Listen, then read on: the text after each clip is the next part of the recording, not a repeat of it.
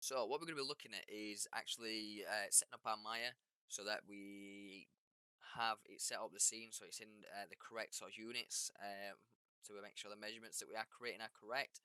We're also going to look into bringing in a simple asset, doing it to scale, like real world scale, and then getting that and getting ready to put it into a real engine. The reason for that is we want to make sure everything's up to scale and accurate as possible. We don't want to be sort of eyeballing things and sort of just making it up as we go along and trying to eyeball the scale. Not when we have sort of real world scales that we can work to and real world measurements that have been taken for us. So the first thing we want to do in Maya is just open a new scene. Close that one.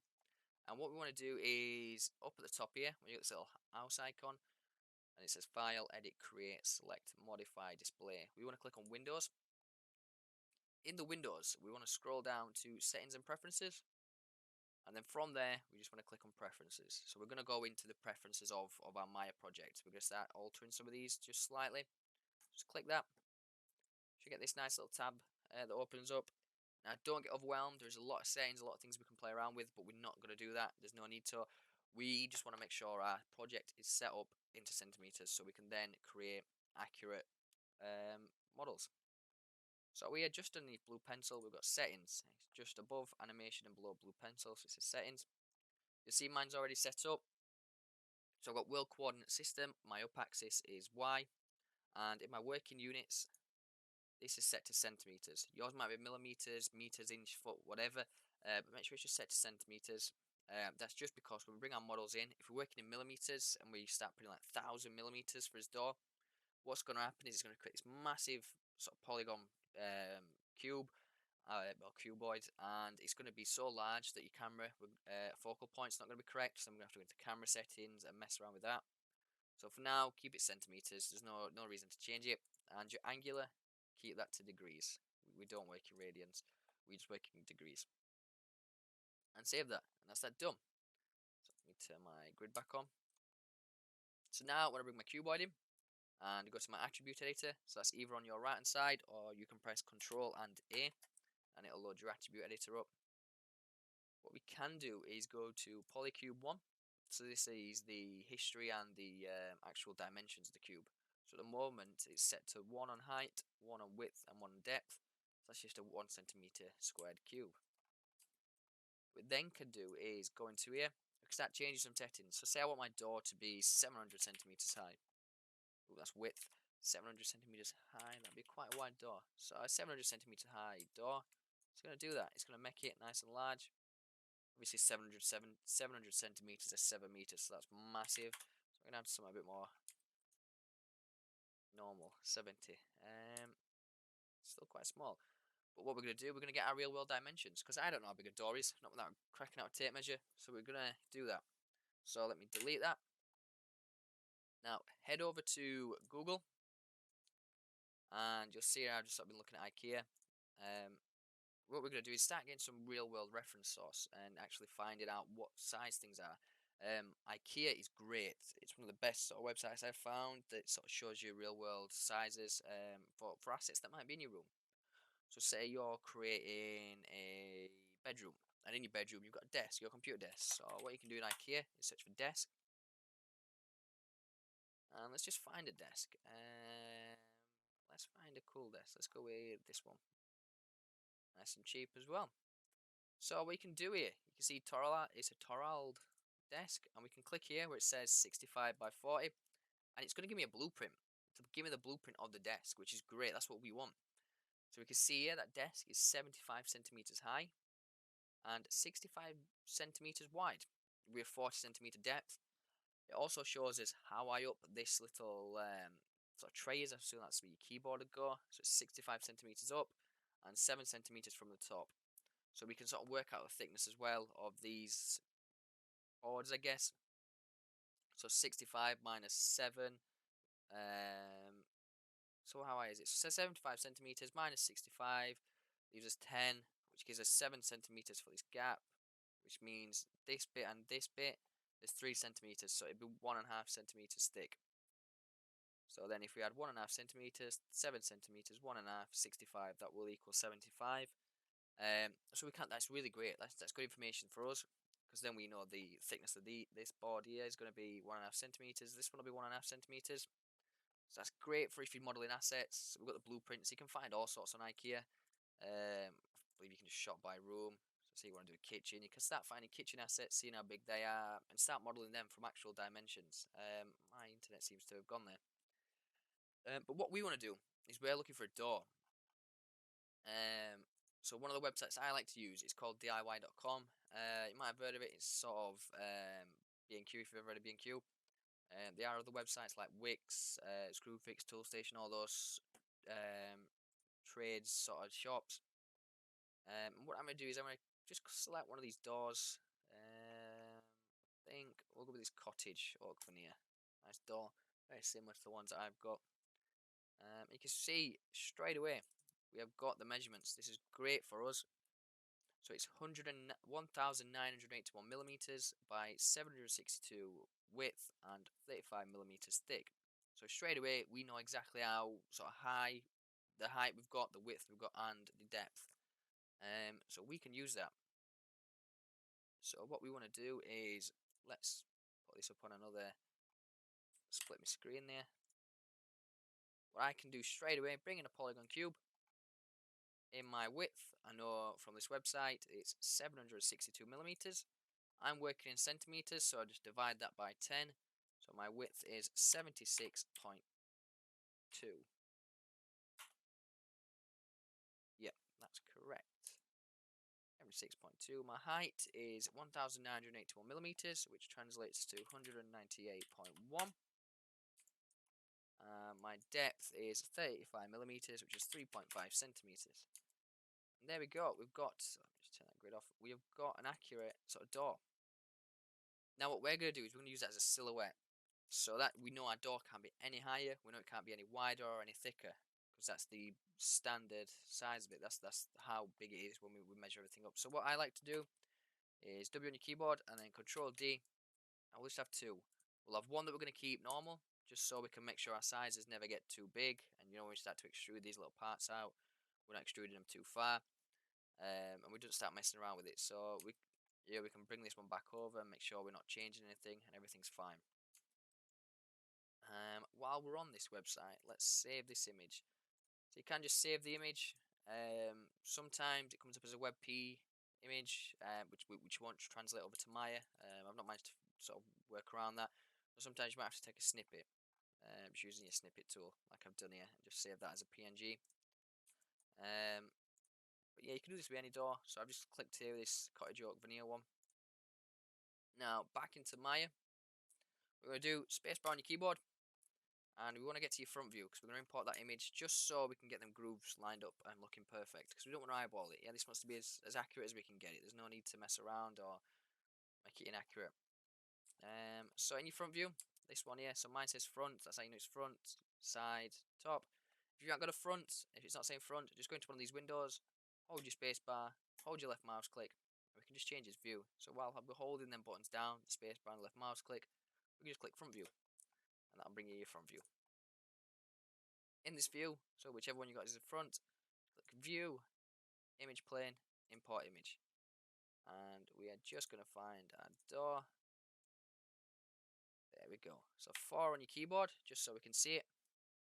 R to scale it, so R for Romeo, and then holding J because we want to uniform scale this, just to make everything line up perfect. We can then line that up.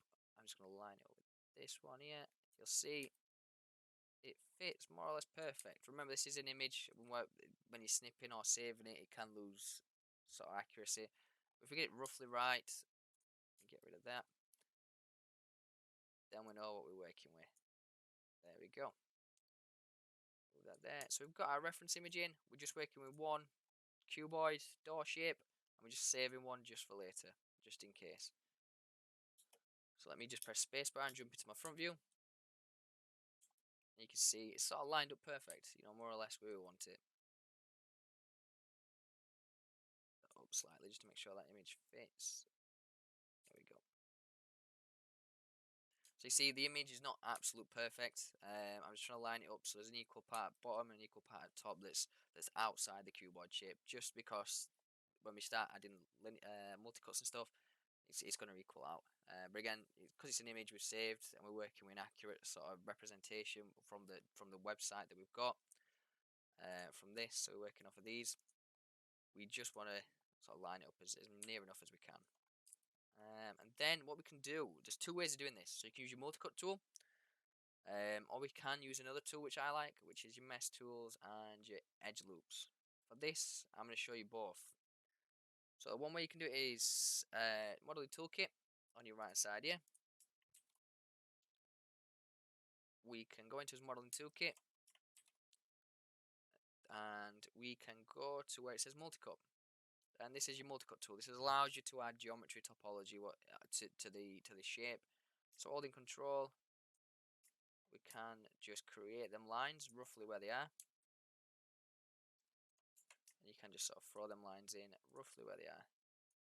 Now this is alright, because we're going for accuracy, you know, these lines are not going to be perfect. We want them to be as perfect as we can get them. We can use the edge loop. So if you want to go into edge loop, so up here at the top, mesh tools, insert edge loop, and this little box at the side, just click that, and where it says here you want multiple edge loops, I'm going to go 2, just so I can get this line here for the door and this line here perfect. So I'll come in here, select it, it's put me 2 edge loops in, and now while they're orange, press R on your keyboard, so R for Romeo, and just pull them along on your axis, so you're just scaling them across, and they're going to be perfect distance apart. Because we've used this multi-cut this option here in the edge loop. So if we're going to say edge loop, we use equal multiplier, so equally distance it all. It distances the width. And we just use that. I'm just going to use it for the grooves down, because if we look at the bottom, or if you look at, if you've got this kind of door, you'll notice that the bottom bit is a lot higher off this bit line here. It's the distance between this line and this line is a lot wider than, say, the top. So this line and this line will be closer to each other, whereas this one will be further away. So what I'm going to do now is just focus on getting these lines in. So again, mesh tools, insert edge loop, little box, make sure we've got use equal multiplier. And we've got 1, 2, 3, 4 that we need to add in. 4 grooves, so we need 4 of these. And I just messed that up. So in mesh tools, insert edge loop, 4. Select. You see, it's worked out perfect for us. That they are as perfect as it can be, which is really good. And then just to get off that, just press Q. So Q for Quebec. And then what we're going to do, your modeling toolkit, we're going to go in, get your multi-cut, holding control, we are going to put another edge loop in there, and another one in there. If we don't hold control, you'll see it just lets you click, and then when we press Q to come off of that, now I go into my perspective, it's just adding some weird sort of lines. We've created engons, and it's not what we want, so let me control Z that. So you should have this sort of look here, looking nice. Got some topology going where it should be, and it's looking alright. So we're going to go to our perspective view from this, spacebar on your keyboard, overall view perspective, and press space. Now what we're going to do, because obviously there's a front and a back to a door, instead of messing around with these faces, we're just going to focus on the front of the door, and we're just going to use the mirror tool to mirror it to the back. So what we can do is select those faces, so I'm just going to hold tab and just drag across my front faces. Again, we're not going to worry about the back, we're not going to worry about the back side, we don't need to get into that just yet. What we're going to do is mirror that over. So I've just selected the face, gone into face mode, holding tab, and just selecting the ones that I want. If you accidentally click one that you don't, just click on it again, and just knock it off. So I've selected these 4, not 4, sorry, 1, 2, 3, 4, 5. And then we're going to use your extrude tool, because we want to make that groove, that nice little groove that it's got that goes around this edge. What we're going to do is click on extrude, or control any on your keyboard. And because these faces, what it'll automatically do is it'll try and keep these faces together. We don't want that, and we don't want to be extruding outwards either. We want to be extruding inward, sort of inwards. So what I'm going to do is just create an offset and turn the faces off. So you see we get this geometry that's inside then. And we can, I'll leave that like that. So then we've got this little edge that goes all the way around. We can then select and sort of invert it. So what we can do is go in, press the edge, holding tab.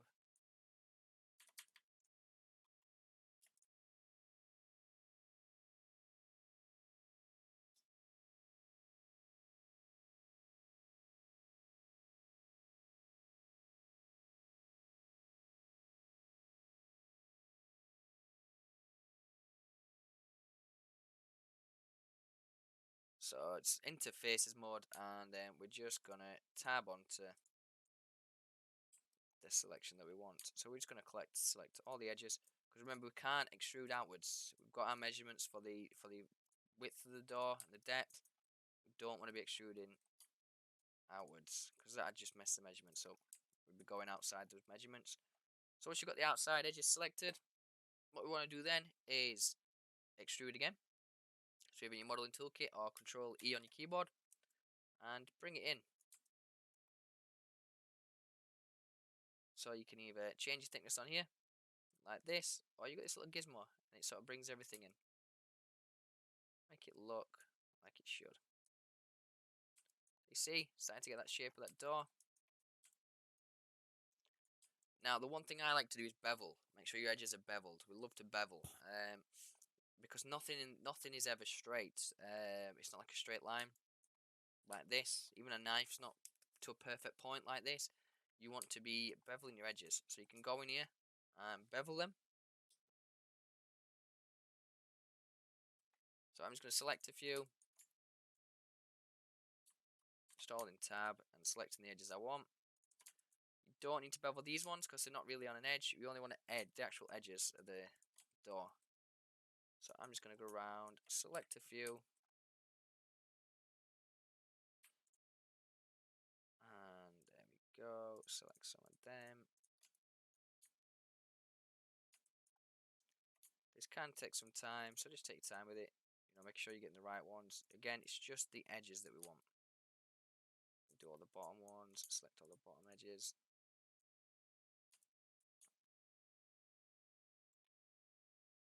Just holding tab while I do this. You can hold Control and Shift as well. For some reason, my Maya 23 is not liking it. So I'm just going to tab, select all these little edges, and then what we're going to do is we're going to bevel them. The bevel works well as well if we're going into Substance Painter, because if your edges just come to a straight point, sometimes your Substance Painter project might mess up and it sort of doesn't read it correctly, and your mesh starts going really weird.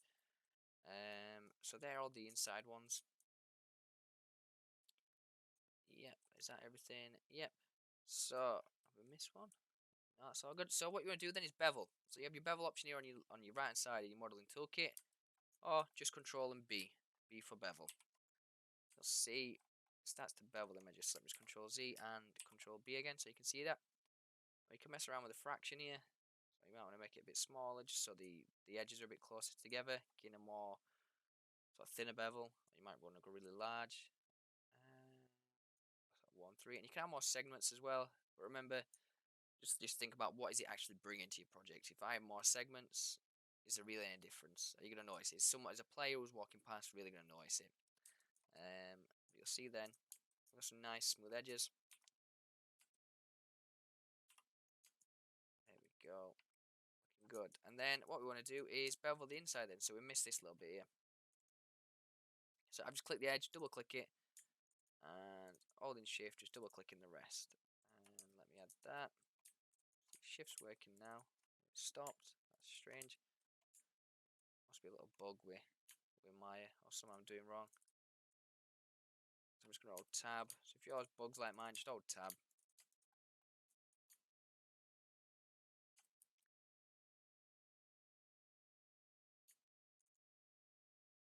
And I'm just selecting the edges. That is all we're doing. We're not selecting this inside stuff, because there's no need. And then we're just going to bevel them. So Control and B or bevel here on your side. And just have a look. 0.5 might be fine for this. No real need to add more segments. We can do if we want. It's just a test. You see, we've got a nice sort of smooth door. It's not a little jaggedy. Everything looks nice, smooth, like wood would.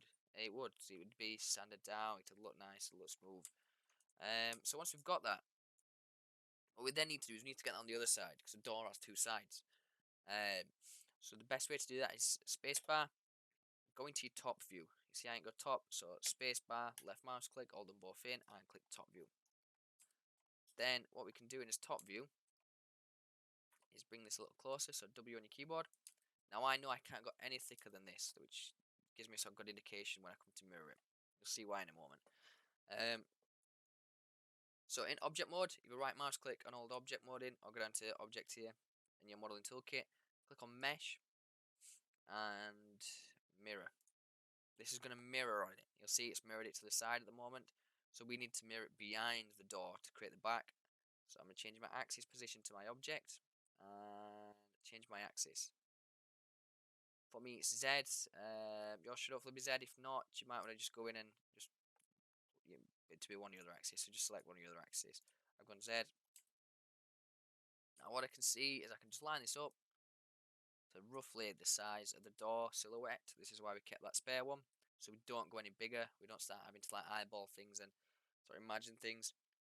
And then once that's done, once you're alright with that, click edit and delete all by type history. So again, that's edit, delete all by type history. And we have that on both sides. So if I show you that, we have a door on both sides. We can go into edge mode, so right click, hold your mouse right button in and click edge, and just click that edge loop and control and delete, just to get rid of topology that we don't need. And that's control and delete. We don't just press delete. If you just press delete, it can leave vertexes behind that we don't want and can cause issues. So we make sure we press control and delete. It just gets rid of any vertexes. So the last sort of thing is just making the edge of this door now look fine and have that bevel to it. So we're just going to click on the edges, rolling shift or tab. For some reason mine just doesn't want to play ball. Probably figure out what that is for next time. So just holding tab, just clicking on all these edges. You can just double click and it'll click the edge loop. So tab, select, everything. Yep. And just have a quick look around, make sure you've not selected any edges by accident. And then just bevel it again. So control B or bevel over here. And play around with the bevel tools. It's about right. So you see, we just took it from this cube here to this nice sort of beveled, hide that door. Let's see if we can get an Arnold light in there. I think my Arnold's not liking it.